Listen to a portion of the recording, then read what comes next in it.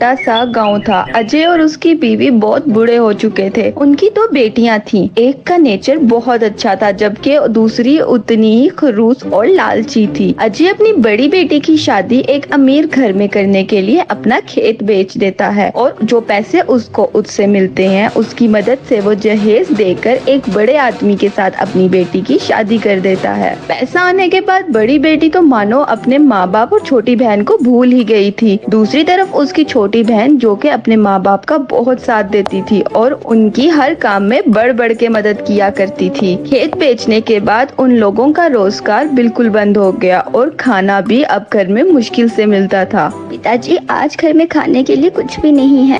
बेटी, आज हम भूखा सो जाते हैं। कल तुम्हारे पिताजी जंगल से कुछ लकड़ियां काट लाएंगे। गांव में वो बेचने से कुछ पैसे आ जाएंगे, कल के खाने का हो जाएगा। इसके बाद वो तीनों रात को भूखा पेट सोने में ही मजबूर हो जाते हैं। सुबह को बुढ़ा बाप जंगल की तरफ जाता है और लकड़ियां काटना शुरू करता है। बुढ़ापे की वजह से उसकी टांगे कांप रही थी और वो बहुत मुश्किल से जैसे तैसे करके लकड़ियां काट रहा था। लकड़ियां काटते काटते ही उसको दूर से एक आवाज आती है। जब वो जाके देखता है तो किसी शिकारी ने एक छोटा सा गड्ढा बताया होता है जहाँ पे एक बेचारा हिरन का बच्चा फंस गया था और बाहर निकलने की पूरी कोशिश कर रहा था। बूढ़ा आदमी उस पे बहुत तरस खाता है। वो जाता है और उसकी मदद करता है। इतनी देर में वहाँ पे उस हिरन के बच्चे की माँ भी आ जाती है। तुम्हारा बहुत बहुत शुक्रिया, तुमने मेरे बच्चे की जान बचाई है। क्या?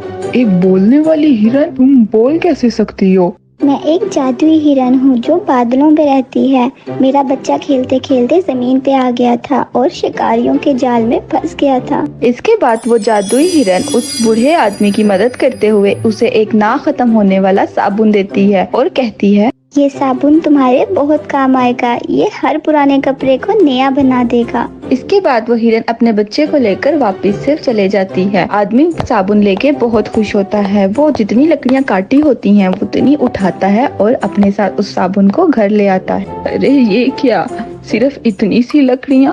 लगता है आज भी हमें भूखा पेट सोना पड़ेगा।